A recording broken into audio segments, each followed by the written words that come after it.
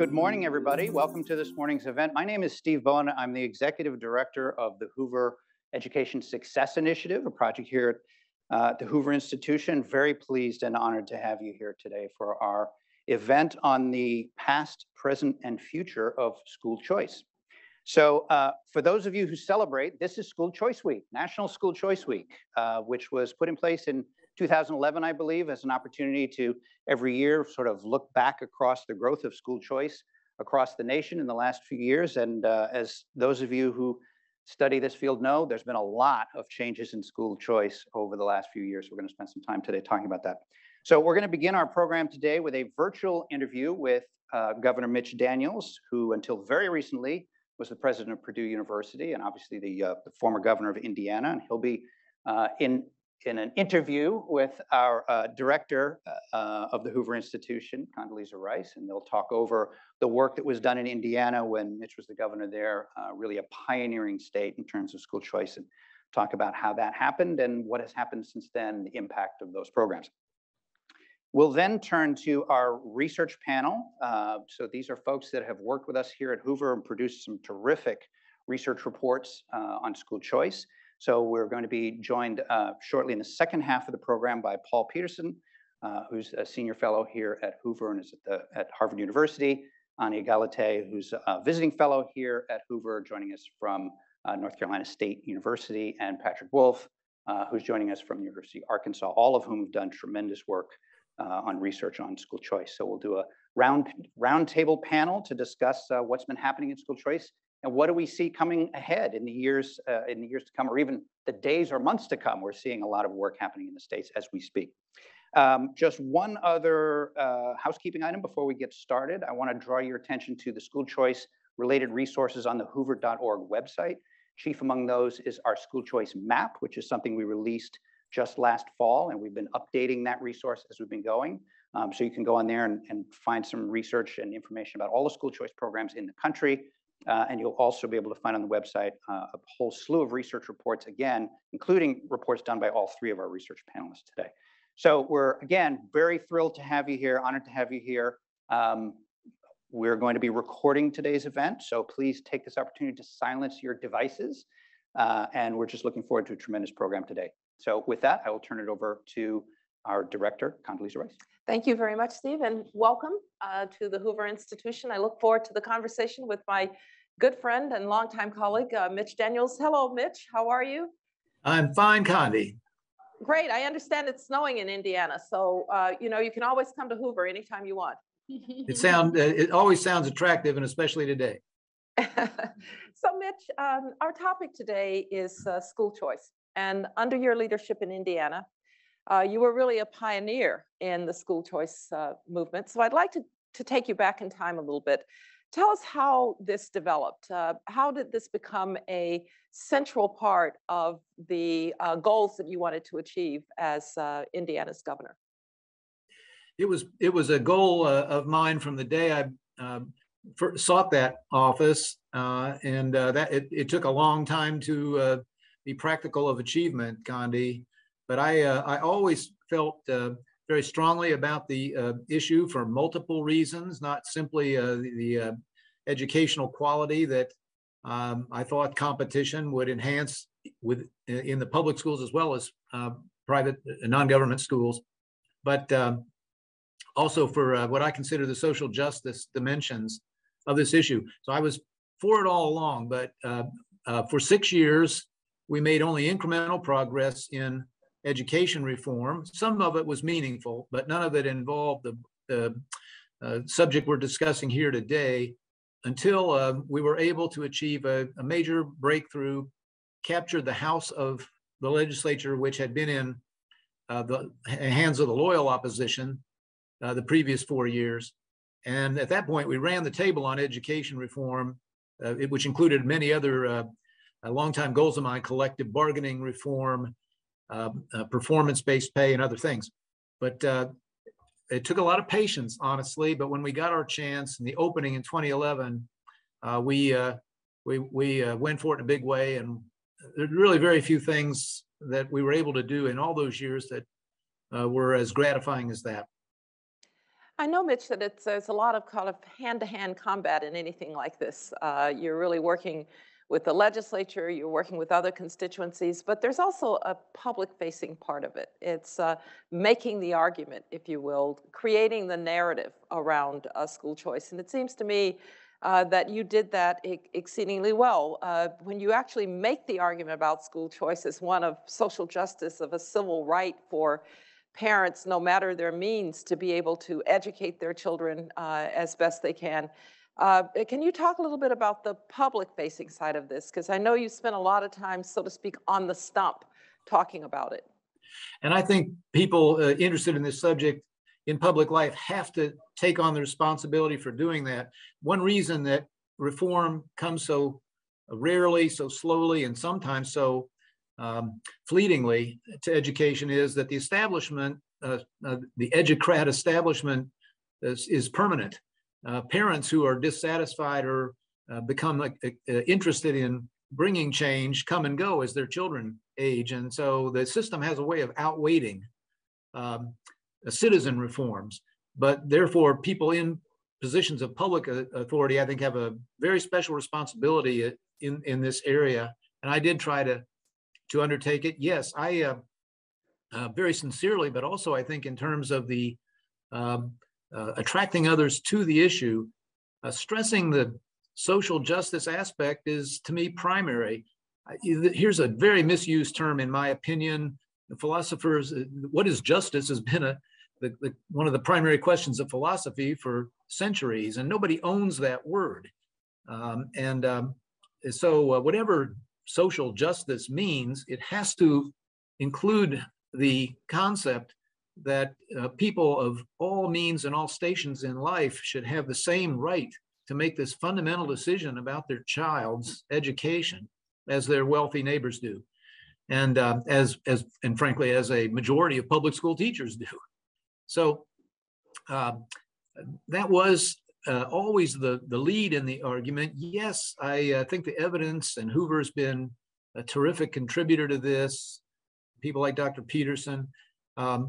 Yes, I believe that the educational benefits are plain for those students whose parents make a different choice. Yes, I do believe that the competition improves all schools, ultimately, if it's allowed to flourish. But I think the most important and I think probably most persuasive argument to many other people is, look, this is simply a matter of simple fairness and justice. And why should low-income families, minority families, inner-city families be told that that their children are incarcerated in a school that may be very substandard, not just educationally, but in terms of the physical safety of their kid? You make a really good point, which is, in fact, we do have a choice system. If I am of means, I can move to a district where the schools are good. That's a choice. I can send my kids to private school. That's a choice. So in a sense, what you're saying is that the only people who don't have those choices are people who are not of means. And so in a sense, school choice is an opportunity to level the playing field, if you will, for the parents of poorer kids. That is absolutely, I believe, the right way and the most understandable and appealing way to look at this problem. You know, I want to mention another corner of this, Condi. In Indiana, yes, we did inaugurate what are now almost universal scholarships, or as people say, vouchers. But that was only one aspect of the choice we wanted to bring. And we have what amounts to a full range of choice, in my opinion, vouchers for non-governmental schools. The nation's, each year, it's our charter school legislation, our charter school laws on the books are voted the best in the country, the most open to innovation in the public school system. And also, as a consequence of the way we cut property taxes in Indiana, families can now move from one public school to another public school without paying tuition. And frankly, there is as much of that that goes on as the actual exercise of the voucher. So last I checked, something in excess of a quarter of all Indiana students had chosen a school other than the one they would have been assigned in the old traditional system through one of these three means. Well, that's a really important point. When we did our school choice map here at the Hoover Institution, we were trying to explore all the possible elements of choice. We tend to think about choice as vouchers or maybe charter schools, but you did really expand on those ideas and kind of a leader, maybe with our good friend Jeb Bush, in having a variety of ways to allow parents to have choices. You also had a tax deduction program, so that's another aspect. So I know you probably have some war stories on how one gets those kinds of things done, given all the opposition. Take us inside some of those discussions, some of the arm twisting maybe that was necessary to get this done. Oh, I'd like to think of it in terms of friendly persuasion, but it's absolutely true that even after, with a very conscious purpose, we raised a lot of money, and as I say, it got a lot of people elected. This would have been in the 2010 elections, and swept a very large majority in and made all these changes and other reforms like the right to work law, for instance, possible.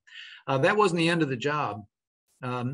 We had to reason with a lot of people who were allies who were still not sure about this particular issue. Many of them had been worked over pretty well by the best funded and most sophisticated political interest group in our state and many, which is the teachers' unions. And you know, many of them bore the scars of some past encounters there, where if you try to change anything, you're immediately labeled as anti-teacher and cheap shots of that sort. So we did have some missionary work to do there with them. And there were many rural members, for instance, who just didn't see this as particularly relevant to their districts. They didn't think there were or would be practical options.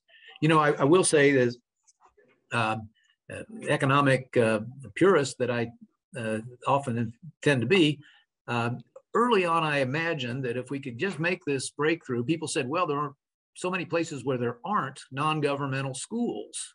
And I said, well, the demand will call the supply into existence. That has happened to some extent.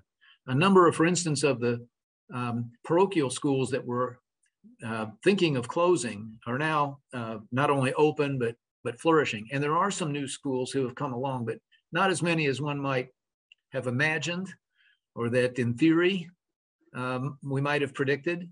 But what has happened is, as I say, a lot of charter schools and a lot of movement from out of failing public districts into nearby more successful ones.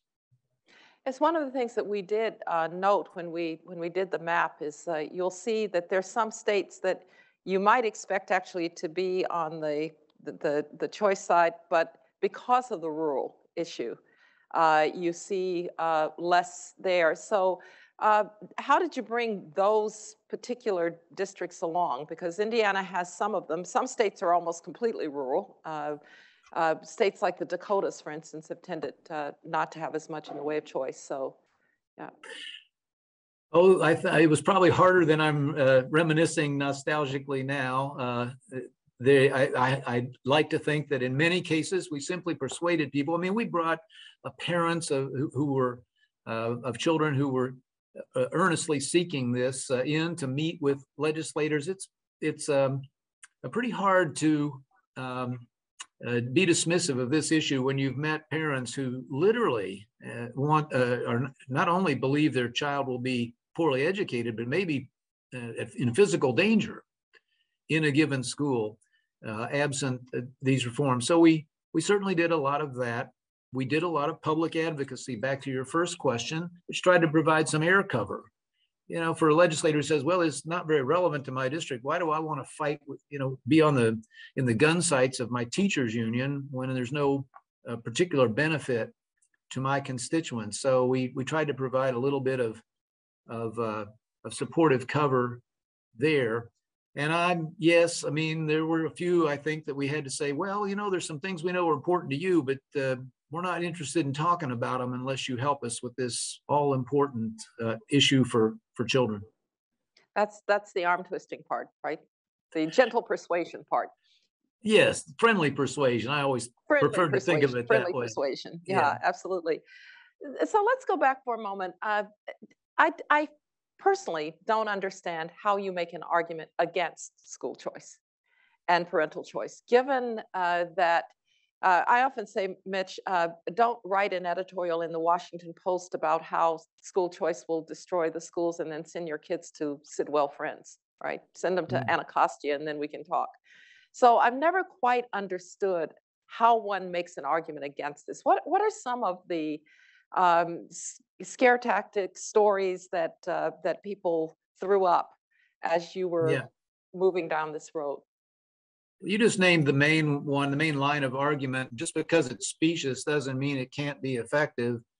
If you think about the education reform landscape broadly, the biggest misconception, red herring of all has been that money equals care, concern, and improvement. If anything's wrong, we're supposed to, send more money. And so when people say that it will deprive the public schools of funds, it's not true, of course, in the sense that dollars per student go up, not down in most school choice regimes. You rarely transfer all the money that a given student would otherwise be bringing with her or him.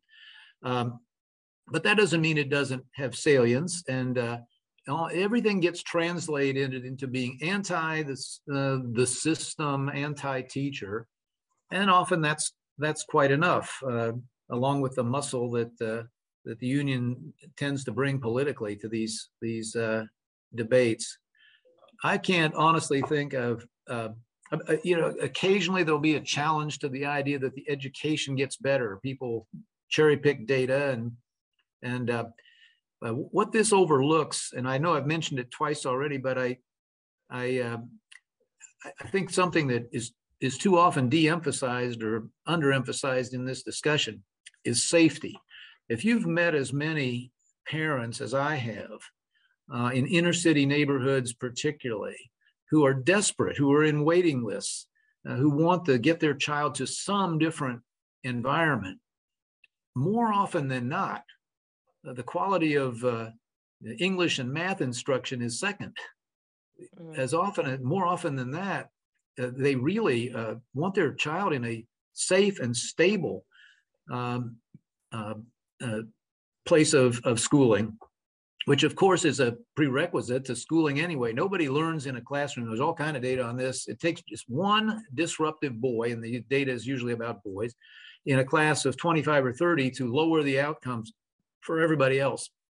And so that's one reason I try to keep reminding people that there aren't too many people who can't relate to that. Some may be confused about, whether the schooling is really better or not, but everybody can understand the need a parent's desire to shield their child from possible physical harm.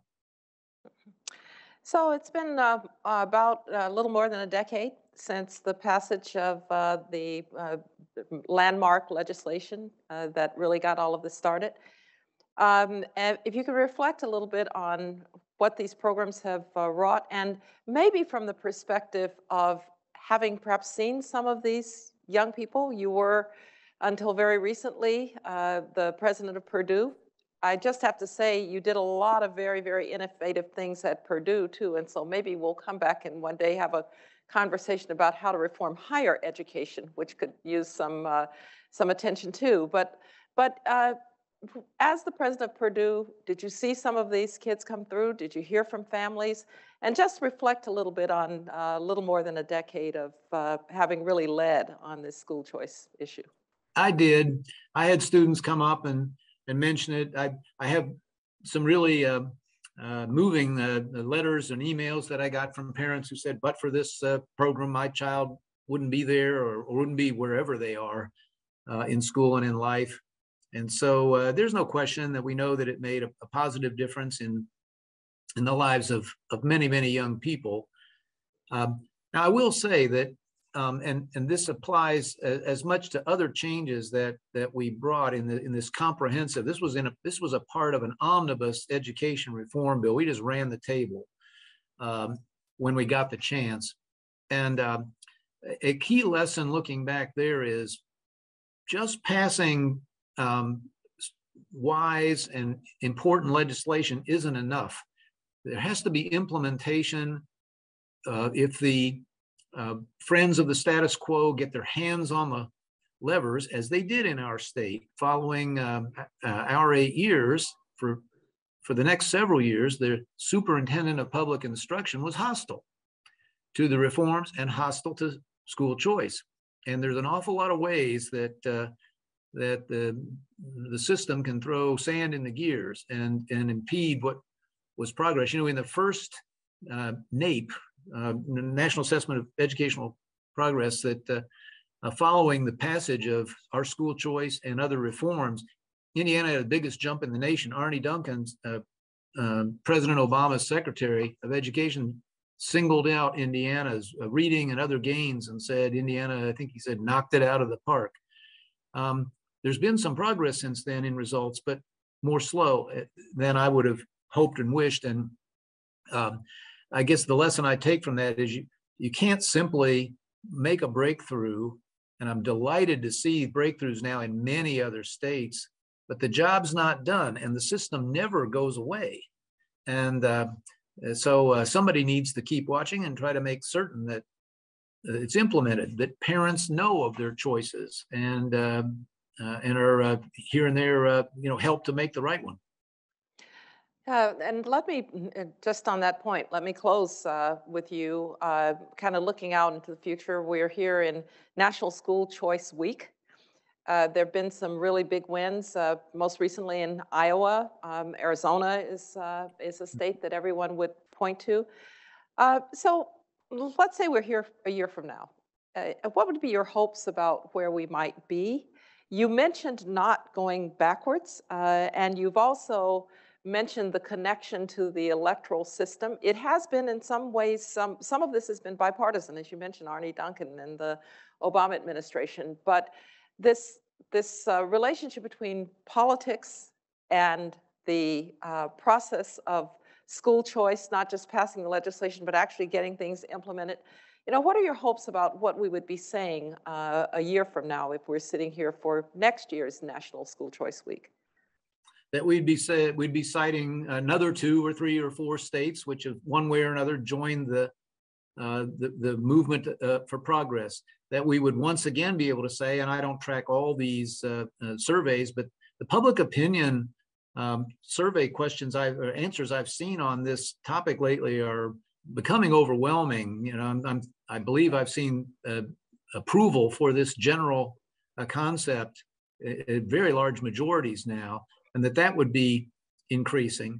And I would hope we would see public officials, especially those of what we would probably label more conservative persuasions, seeing both the imperative, but also the political opportunity here to align with people who have not historically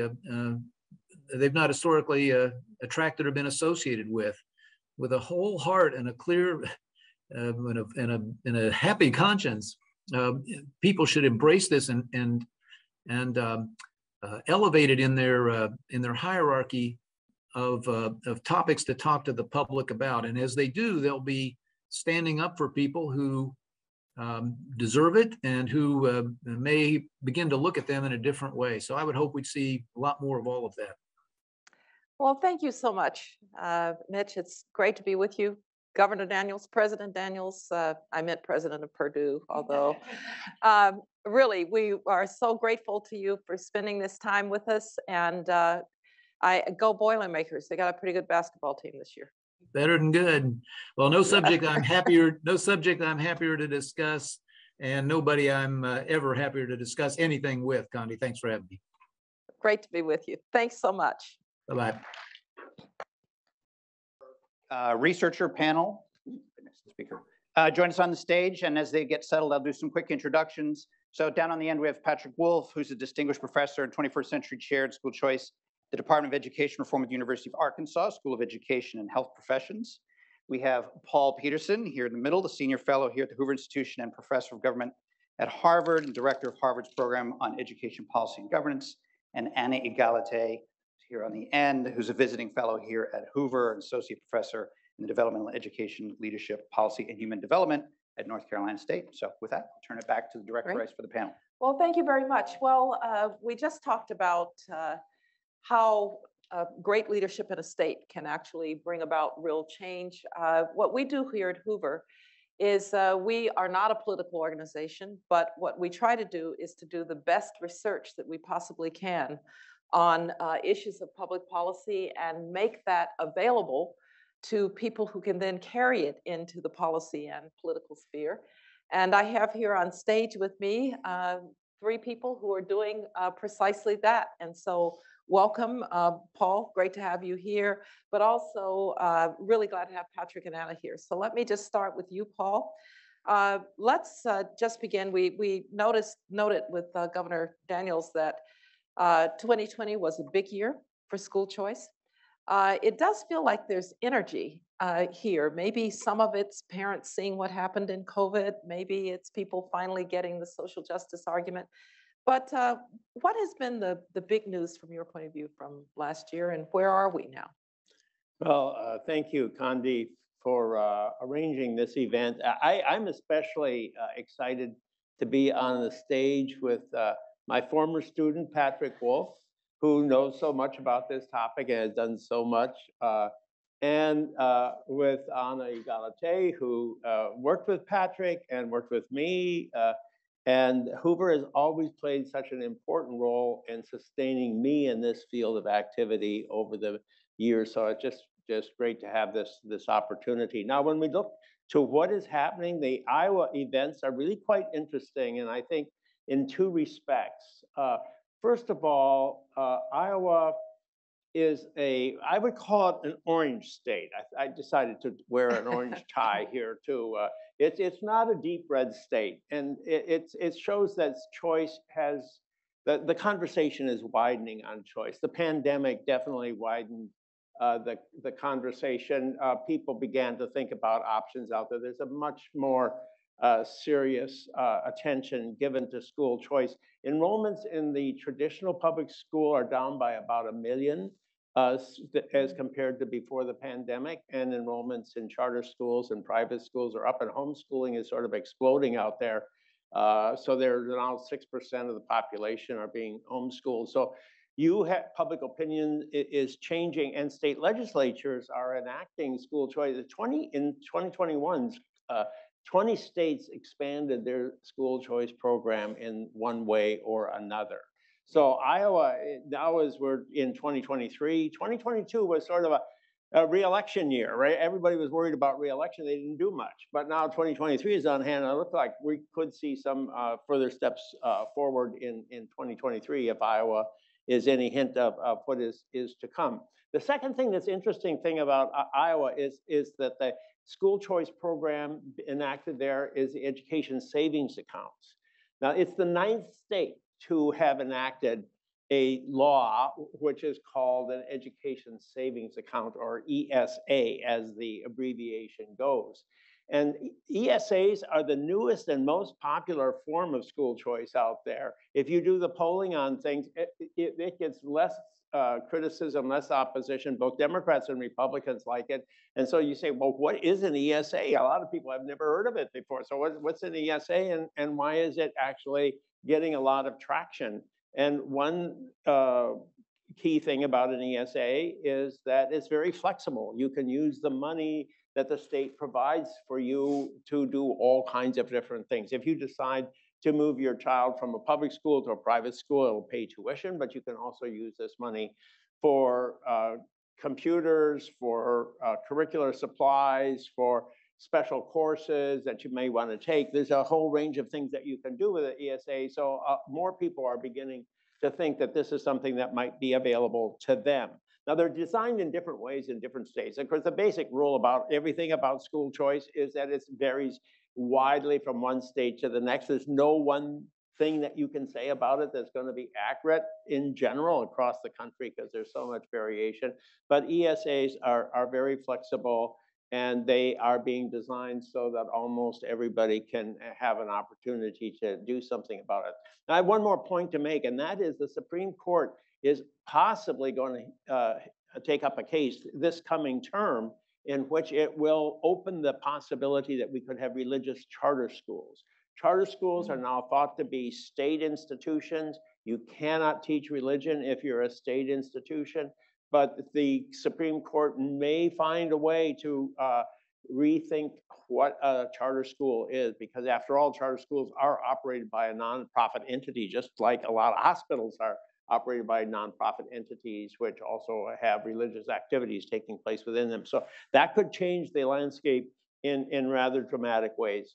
But finally, having said all of that, the choice movement is still a relatively small part of the landscape. As much as you see growth out there, it's still the case that 4 out of 5 kids are going to their traditional public school. So some of the choice opportunities that Governor Daniels talked about and what you talked about, Condi, are very within the traditional public school sector, are going to have to be part of the choice landscape if we're really going to provide everybody with choice. Paul, this idea of the point about religious schools really very interesting, because of course in higher education, the federal government has never been worried about with Pell Grants or others supporting Notre Dame or Catholic or other religious institutions. And so there probably are ways to think about this that might well, actually of course, work. Almost every other industrial country in the world provides money to religious schools, Right. whether they're Canadians or British or French or German or Australian or Italian, you name it. They provide money to secular schools and religious schools and treat them pretty much on the same basis. We're outliers in that regard. There, right. Yeah. Patrick, let me turn to you. You've been doing this for a while. And I'd like you to take a little bit of a journey of where this was when you started and where you think we are now in terms of the landscape. Sure, thank you. And I'm proud to be a member of the Paul Peterson coaching tree in school choice. I think it rivals Mike Shanahan's in the NFL. So when Paul and I started evaluating these programs back in the early aughts, there were a few small urban programs in Milwaukee and in Cleveland. They had been the product of sort of a strange bedfellows political coalition, urban African-American progressive Democrats partnering with free market conservatives, enacting those early programs. And then there were some philanthropists who wanted to see what broader school choice could do in terms of transforming students, parents, schools, and communities. And so we started evaluating these privately funded scholarship programs in New York City, Dayton, and DC, and started to document the various positive effects that choice has on student outcomes. Fast forward 25 years, and choice has just exploded across the country. There are now over 700,000 students enrolled in 76 different programs in 32 states, plus the District of Columbia and Puerto Rico. And the research also, I think, has expanded, evolved, and diversified, where it's looking at a variety of things besides just test score outcomes. It's looking at parent empowerment. It's looking at student educational attainment, how far and long students stay engaged in the educational project. It's looking at school safety. And it's in many of these sort of character outcomes where we're seeing the most consistent and most transformative positive effects of school choice. Let me Paul mentioned some of the factors that might have been leading to it. It does feel as if there's been a moment lately. So talk a little bit about why you think we are seeing this, as you call it, explosion across the country, because if you could bottle it, maybe you could get an even bigger explosion. So talk a little bit about why.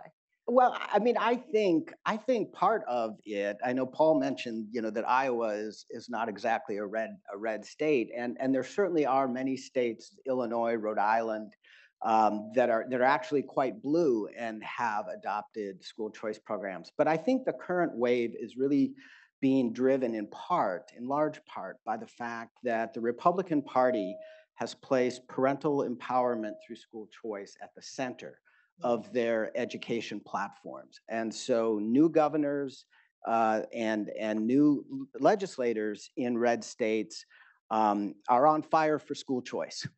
And so I think certainly the current wave of program enactments and program expansions are going to be primarily in red states, because support for parental choice has become a litmus test in the Republican Party. Mm-hmm. Good. Anna, let me turn to you. You're with us here as a research fellow and a visiting research fellow. We're very excited about having you here.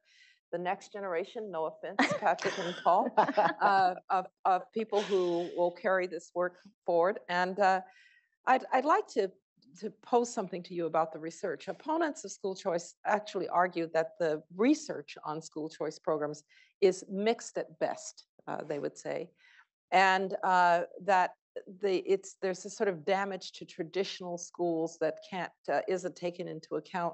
So talk a little bit about what the research is telling us about school choice and what you think the future of that research might look like. Thank you. I would love to do nothing more. So when we think about participants that are part of these programs, we can think about the outcomes as being short run and long run outcomes. And I think a lot of the critics are very focused on the short run outcomes, the test score outcomes. And we're very lucky. There's not many areas of public policy where we can point to so many experimental evaluations. There's been over a dozen since 1999 of private school choice programs, and 9 of those show positive effects for participants. A sizable number, about 6, show null effects. And really, there's 2 studies that are experimental in nature that found a negative effect. And they're pretty recent studies, both of the Louisiana Scholarship Program. So there's something to be learned there. But I also think that we waste time if we only focus on those short-run outcomes. There's quite a growing body of the long-run outcomes. And those are the things that we arguably care a lot more about. So things like high school graduation. So Patrick has a study in Washington, D.C., an experimental study, which is the gold standard, showing that students that received a voucher graduated high school at a rate that's 21 percentage points higher. Right? That's life-changing. Similarly, in Milwaukee, the effect there was a little bit smaller, so 4 percentage points.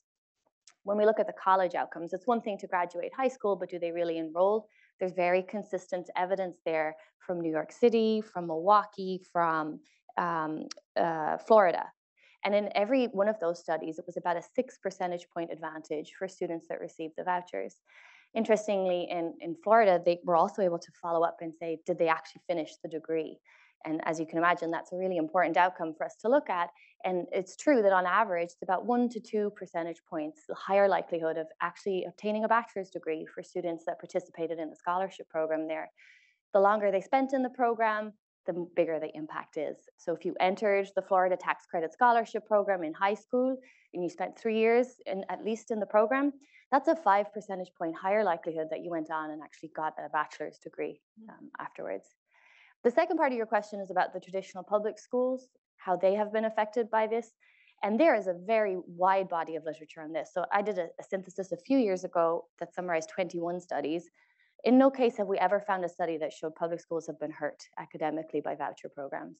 Right? So it's consistently no effect or a small positive effect. And the most informative study on this comes from Florida because their program is so old now. So David Figlio led a team that tracked the program over a 15-year time period where it expanded dramatically. So the number of students participating grew 7-fold over this time period. And so you can say, well, what happens to the public schools over that same time? And they found that math and reading test scores went up, absences went down, suspensions went down. It's a happy story all around. Very happy story. And you would never know that from a lot of the reporting. I'd like the others of you to talk a little bit about the research landscape and how you think about the questions that you would like to see research take up. I was really struck, Anna, by your point that there are outcomes other than test scores. There are outcomes about dropout rates, there are outcomes about safety, there are outcomes about college participation and success. So it sounds like there's a lot of work to do. So first, maybe to Patrick, and then to Paul, how do you see the research landscape emerging? Well, I've organized a team of scholars to look at the civic outcomes of private schooling and private school choice programs, because I think that's one area that hasn't achieved its rightful position in the discussion. Because from the founding of our republic, we've been concerned about schools preparing the next generation of citizens with their civic duties and civic dispositions and responsibilities for self-government. So we're doing a meta-analysis of all the findings that are out there regarding school choice and civic outcomes. So it'll be interesting to see if private schools even do as well or better than government-run schools in forming new citizens, since that's such a central goal of education. So that's where I'm sort of pushing kind of the frontier of my own team's research. Good. Oh. Well, of course, the irony of education always is that it takes a long, long time in order to find out whether or not it really paid off. So we have that with our own children. Will they make it? Will they make it to the next step? And that's sort of it is with research. So as we are now able to look at people going through their lives, how are they living their lives? Are they doing it differently based on their experiences in high school and elementary school? And did the opportunity of choice make any difference? And Anna has explained that we're beginning to see that with college enrollments, but there's a lot more. How about future earnings? How about family formation? How about intact marriages? There's just so many. The quality of life is really what we're really concerned about. Do people lead better lives because they have choice? We think the early signs are positive, but we really don't know the long-term story because it takes so long and so hard to collect that kind of information. And is there good research on the impact of choice on the family, on the parents, on the siblings? It seems to me, just as an outsider, it's very focused on what happens to that child, but there are a lot of other effects, and I'm just wondering the degree to which people study those. Anna, you want to? Yeah. I agree. That's really important. And as we collate these data sets across multiple state agencies, so linking commerce data with education data and building those longitudinal data sets, we'll be much better positioned to be able to say, oh, look, this child participated in a voucher program for this many years, and here's his siblings, and here's his mom. And even as far as we have, public sector teachers, where we'll be able to go back in time and say, oh, that person was also a recipient of a voucher, and tracing it all the way back. I think those longitudinal data systems will be really key.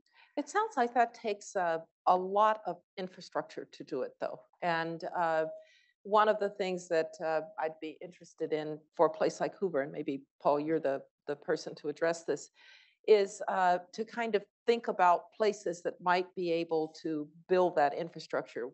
One of the advantages that we've had in my field, in international politics, and particularly the security side, is there are a few places that have the full infrastructure to do that. And academics can tend to be kind of atomized in their own little silos, but these are the kinds of questions that you're asking, Anna, are really multidisciplinary questions. And so Paul, give us a little bit of advice here at a place like Hoover as to how we do this. Well, of course, Hoover is so important because it is a place where you can really study issues without political constraints being placed upon you. And I have to say that schools of education around the United States tend to have a point of view. And there are exceptions, and the one that Patrick leads in Arkansas is a great big exception. But in general, the opportunity to really delve into this and to study this in an independent way is a contribution that Hoover and very few other places can actually do. Hoover has this remarkable capacity to be an independent entity within a university. So it has all the great strengths of the university, the commitment to scholarship, to detachment, to objectivity. And at the same time, it doesn't have the political pressures on it that other units within the university increasingly are facing. Yeah, Patrick, do you want to talk a little bit about that as well? Yeah. So, yeah, so there are kind of two things here, right? It's external political pressure and also just, you know, the infrastructure of conducting research. And I think on the external political pressure, our big advantage in our Department of Education reform is we were formed with an endowment. So a bit like the Hoover Institution in that we have resources already committed, and with those resources come independence.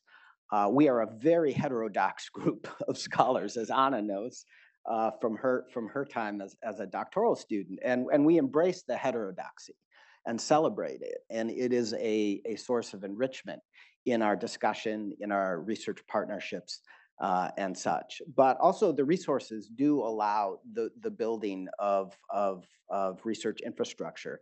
Now, Stanford here also has some important infrastructure. The CETA database that Sean Reardon has put together is really important. And the fantastic databases that Mackie Raymond has put together for charter school performance, which I partner with her in some of my charter school research on that. So, you know, it's good research is really a team sport. It requires a lot of collaboration. It requires a lot of access. And I think the move to open science, data sharing, research partnerships across universities and across the country is going to create the opportunity for more of this longitudinal research that Anna and Paul were talking about. Right. So when we were talking with Mitch Daniels, he talked from the perspective of a political figure about the opposition that one faces in the school choice movement. So I'd like each of you to perhaps talk a little bit about that. But also, does anybody study the opposition? Do we have a good sense of the strength of the opposition?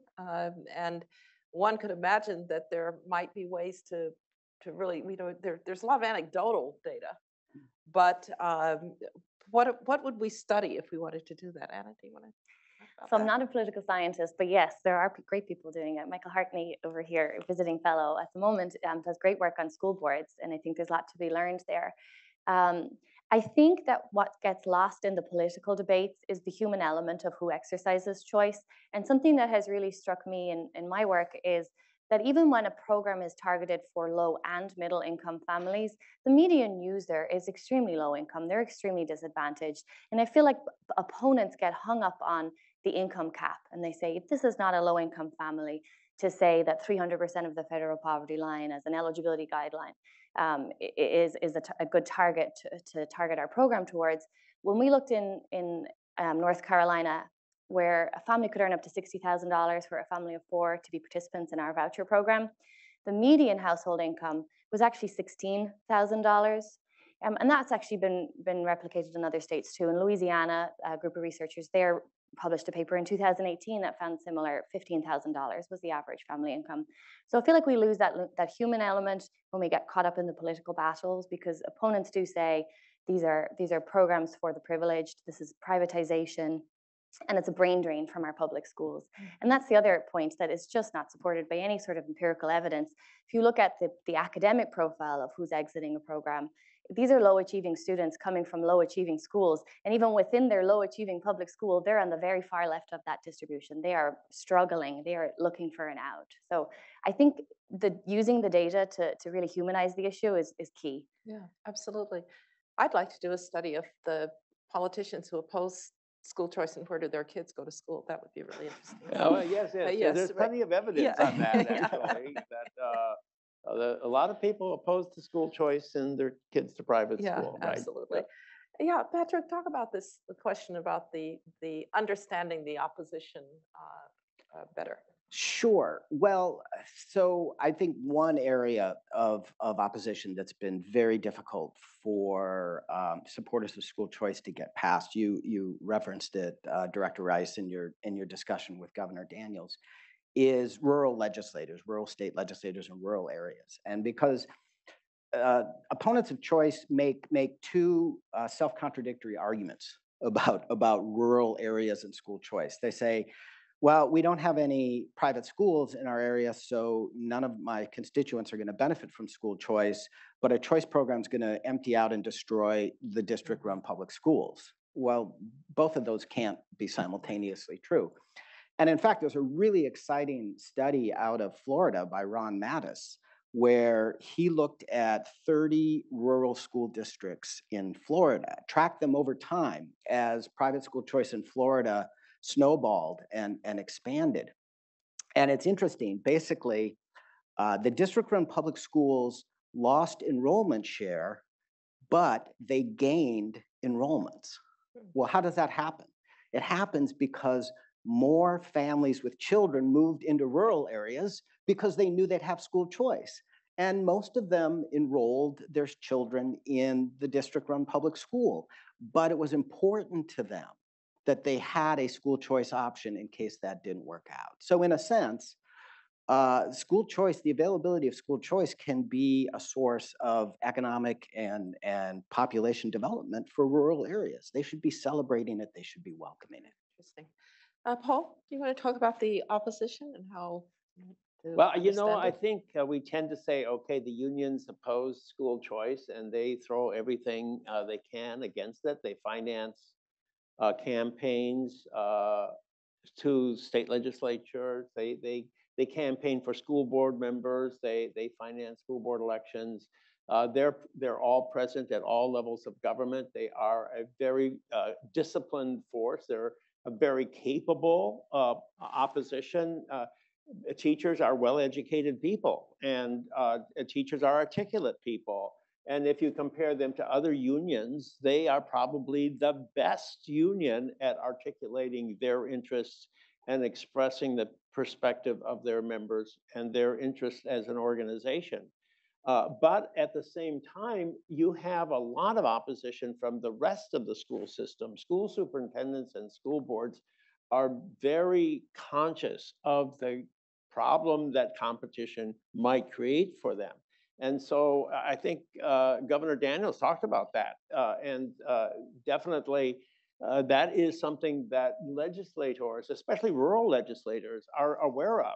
A local superintendent's a very prominent figure in the community. School board members are very prominent figures in their communities, especially in rural areas. And if you're a state legislator and you're going to take on these substantial figures, you're going to do that only after a lot of thought and care and paying attention to who your opponent in the next election is going to be. So yeah, it's not just unions; it's a broader force than that. Yeah. And if I could just add quickly one thing. So as political scientists, we learned that in policy environments where opposition to a policy has sort of concentrated interests, like the teachers union, and the beneficiaries are diffuse and dispersed, that it's really difficult to get those kinds of policies passed. Well, that was the environment for school choice for a long time. But what we're seeing, especially in the wake of the pandemic, is parents are getting organized. There are all these parent groups, parent empower groups, a parent union, Moms for Liberty.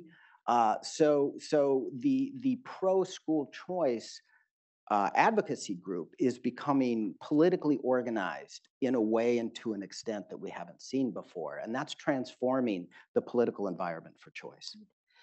I'm going to come back at the very end here in a moment to ask your predictions of what we would be saying if we're sitting here a year from now for National School Choice Week. But I want to pick up on the political side for just a moment.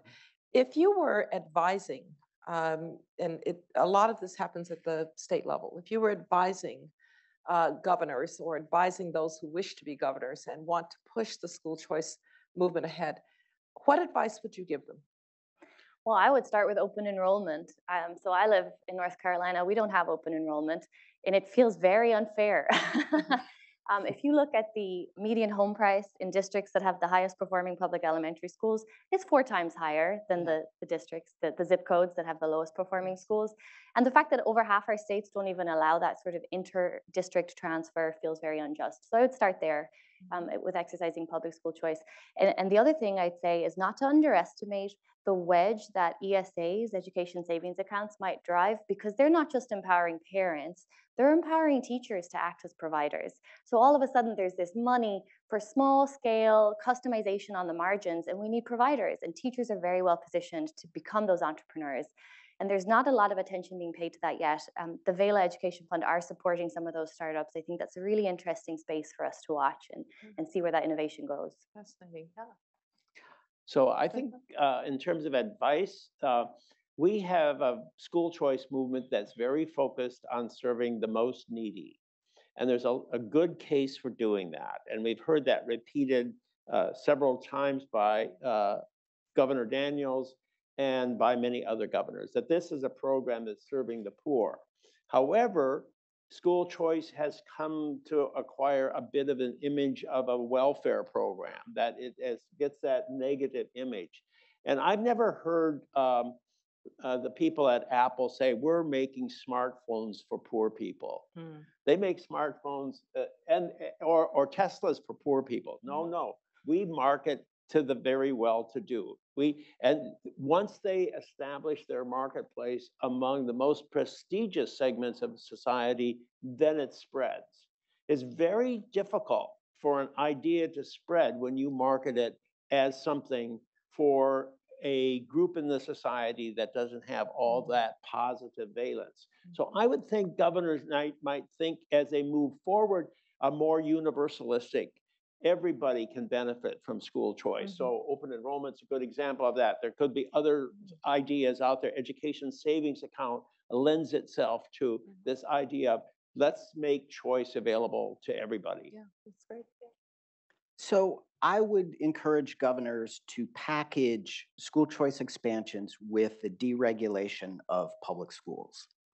Because the public schools and supporters of the public schools, opponents of school choice, make the legitimate point that it's very difficult for public schools to respond to competition from choice. That's why there are gains, Anna's right, but they're modest. They have difficulty responding because they are so constricted by all these particular regulations. And they're constricted in that way because they've been regulated like a monopoly, because they've been a monopoly for so long. So if you are exposing them to competition, if that's going to be an alternative accountability system for them, you can deregulate. You can free up public schools to adjust and to adapt in a vibrant, competitive, choice-based system. So packaging school choice with public school deregulation, I think, makes a lot of policy sense, and it's also a political winner. Excellent. Well, let's close on our predictions. You can either do it as an actual prediction or as a hope for next year's National School Choice Week. And I'm going to start with Anna, and then to Patrick, and then to Paul. Anna? Excellent. So I am very hopeful about the disruptive potential for ESAs. And I think that we could liken it, this is my hope, we could liken it to what happened to broadcast television. So the cable giants did not know what to do when Amazon and Netflix came along. They have over 200 million direct subscribers now. That was once an unimaginable number. And as that has happened, we don't just watch whatever's on anymore. We really gravitate towards the top tier content. There's more content uploaded to YouTube in an hour than Disney Plus has in its entire streaming catalog. And so I'm really excited to see the education analog of that and what ESAs will unleash, that type of innovation and that long tail of customized products and services for kids with very diverse needs. Because I think that's what's key, and we've known that for a long time since Chubb and Mo wrote about personalization being what's key for education success. So that's my hope. Great. Yeah, Patrick? So my hope and expectation is that next year we will be talking about school choice policy initiatives as a more bipartisan sort of enterprise, and Governor Daniels was hinting at that too. As more Democratic politicians realize that this is something that their constituents want and value, and that it doesn't destroy things, it enlivens and enriches the educational environments of cities, towns, suburbs, et cetera. So I'm looking forward to a pivot back to a more bipartisan discussion of choice next year. Right. Oh. Well, I suppose I should talk about what I fear, and I fear that we could get a much more partisan conversation, and it could be that Republicans being increasingly concerned about the curriculum available in public schools and the policies of the public school system, that they will become all the more strident in their advocacy of choice. In order to, and then they will be criticized for creating places that are intolerant or unacceptable in one respect or another, despite Pat's research on this that shows that up until now that is not a concern. So that is a fear, and my hope is that we can contain the discussion of education and focus on what's best for the child, best for the family, and not turn it into a political football. Yes, we have enough political footballs already. Yes. Well, thank you very much. I want to thank Anna Egalite. I want to thank Patrick Wolf and of course, Paul Peterson. And of course, once again to Governor Daniels for joining us. And thanks to each and every one of you. And perhaps we'll see you back here next year for School Choice Week 2024. Thank you very much.